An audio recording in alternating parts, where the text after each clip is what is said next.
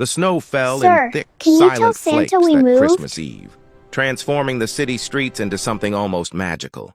Alexander Hayes stood outside the downtown office building, his navy suit pristine despite the weather, his Italian leather shoes already dusted with white. He'd just locked up after working, late again, making sure everything was perfect for the post-holiday client meetings. At 42, Alexander had built Hayes Financial Group into one of the most respected investment firms in the city. He had the corner office, the expensive car, the penthouse apartment with views that made visitors gasp. What he didn't have was anywhere to be on Christmas Eve. His parents had retired to Florida years ago. His brother lived overseas, and his last serious relationship had ended 3 years prior, when his girlfriend had tired of always coming second to his work. He was reaching for his phone to call a car when he noticed them, a young woman and a small boy huddled on the steps of the old building next door. The building had been abandoned for months, waiting for renovation that kept getting delayed. They sat among several bags and a small suitcase, the woman's arm wrapped protectively around the child. The boy couldn't have been more than 4, wearing a green knit cap and a red jacket that looked warm enough at least. He clutched a worn teddy bear and was pointing up at the sky, saying something to his mother. The woman was maybe 26 or 27, blonde hair pulled back in a braid, wearing a tan jacket that had seen better days. Even from a distance, Alexander could see she was trying to smile for her son, trying to make this, whatever this was, seem less dire than it clearly was. Alexander had learned long ago to walk past such scenes. The city was full of people struggling, and you couldn't help everyone. Getting involved meant complications, meant emotions he didn't have time for. His therapist had once told him he'd built walls, so high that even he couldn't see over them anymore. But it was Christmas Eve, and the boy was so small. Before he'd fully decided to do so, Alexander found himself walking toward them. The woman noticed him approaching and instinctively pulled her son closer, her body language shifting to protective alertness. "I'm sorry to bother you," Alexander said, stopping a respectful distance away and raising his hand slightly to show he meant no harm. "I work in the building next door. I just wanted to make sure you're okay. It's getting colder, and this street isn't the safest at night." The woman's jaw tightened. "We're fine, thank you." Her voice was polite but firm, the tone of someone used to fending for themselves. "We're just waiting for someone." It was clearly a lie, but a proud one. Alexander recognized pride. He'd worn it like armor for years. The little boy looked up at Alexander with wide eyes, then tugged on his mother's sleeve. "Mama, is that the man from your work?" "No, sweetie. This is someone different." "Oh." The boy seemed to consider this, then said with the fearless directness of children, "We're sitting here because we don't have a house right now. But Mama says it's an adventure." "Noah," the woman said softly, a mix of embarrassment and resignation in her voice. "Sorry," Noah said, though he didn't look particularly sorry. He pointed up at the sky again, where snowflakes continued to fall through the glow of the streetlights. "Look, it's snowing." "It's perfect for Christmas." Alexander felt something crack in his carefully maintained composure. He crouched down to Noah's level, ignoring the snow soaking into his expensive suit pants. "It is perfect for Christmas." "Are you excited about Santa coming tonight?" Noah's face lit up, then fell slightly. He looked at his mother, then back at Alexander with sudden concern in his young eyes. "Sir, can you tell Santa we moved? Because we don't live at our old apartment anymore, and I don't want him to go there and not find us. Mama says Santa knows everything, but what if he doesn't know we're here now?" The simple question, asked with such earnest worry, hit Alexander harder than any business failure ever had. This child, homeless on Christmas Eve, was worried about Santa finding him. Alexander looked up at the mother, whose eyes had filled with tears she was clearly trying to hide from her son. Up close he could see the exhaustion in her face, the weight of carrying more than any person should have to bear alone. "I'm Alexander Hayes," he said, standing slowly, "and I think I can help with that Santa situation. But first, can we get you and Noah somewhere warm? There's a diner 2 blocks from here that stays open all night. We could at least get some hot food and figure out what comes next." The woman hesitated, clearly torn between pride and desperation, between protecting her son and accepting help from a stranger. "Please," Alexander added quietly. "It's Christmas Eve. Let me do one good thing today." After a long moment, she nodded. I'm Emily Parker, and thank you.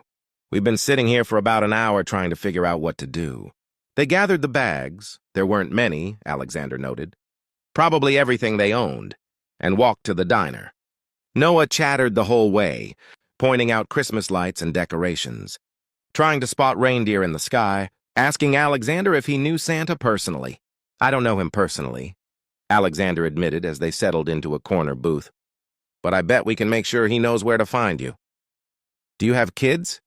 Noah asked, settling next to his mother with his teddy bear on his lap. Do they believe in Santa? I don't have children, Alexander said, and felt the familiar ache of that truth.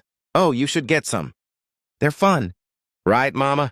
Emily managed a smile, though Alexander could see her fighting to hold herself together. Very fun, baby, even when they ask strangers too many questions. The waitress came, and Alexander ordered them all hot chocolate and the dinner special, meatloaf, mashed potatoes, vegetables, real comfort food. As they waited, he gently asked the question he needed to ask. What happened, Emily? If you're comfortable telling me. Emily wrapped her hands around her water glass as if drawing strength from it. Noah was distracted by coloring on the kids' menu the waitress had brought, humming jingle bells to himself.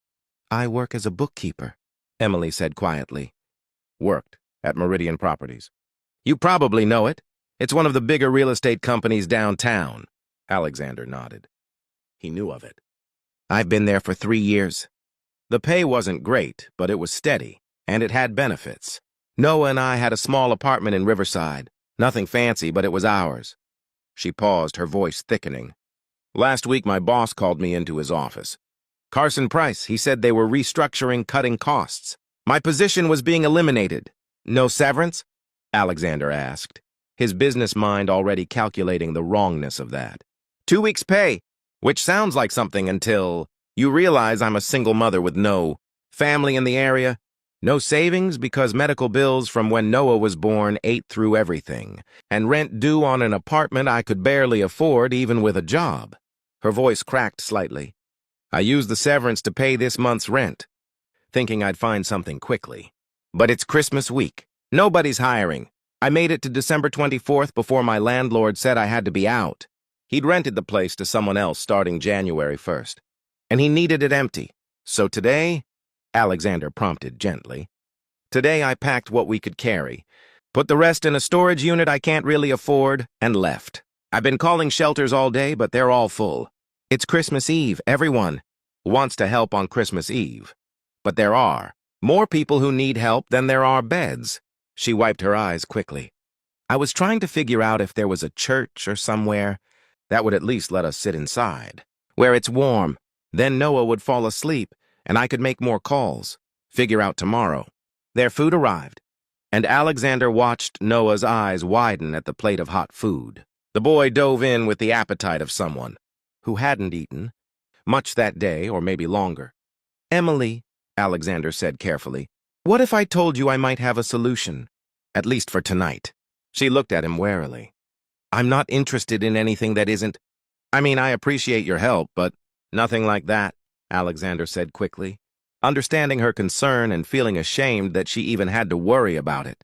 I have a guest room in my apartment. Actually, I have 2 guest rooms. They're sitting empty because I never have guests. You and Noah could stay there tonight, separate rooms, locks on the doors if you want. Whatever makes you comfortable. It would be warm and safe, and in the morning we can figure out next steps. I can't accept that, Emily said automatically. Why not? Because I don't know you. Because I don't accept charity. Because pride is easier than vulnerability? Alexander interrupted gently. Trust me, I understand that. I've lived most of my life that way. But Emily, it's Christmas Eve. Your son is worried about Santa finding him. Let me give you both a safe place to sleep tonight. No strings, no expectations. Just one person helping another because it's the right thing to do. Emily looked at Noah, who was nearly finished with his meal, a little bit of gravy on his chin, happily oblivious to his mother's internal struggle. Alexander saw. The moment she made her decision, saw. Her pride war with her love for her son, and love win. One night, she said quietly. And tomorrow I start making calls, finding something permanent. Deal, Alexander agreed. They finished dinner, and Alexander paid the bill. As they walked to his car, he texted his driver and asked him to come, promising double pay for working Christmas Eve. Noah slipped his small hand into Alexander's. "Mr. Alexander, thank you for helping us. Mama says we should always say thank you when people are kind."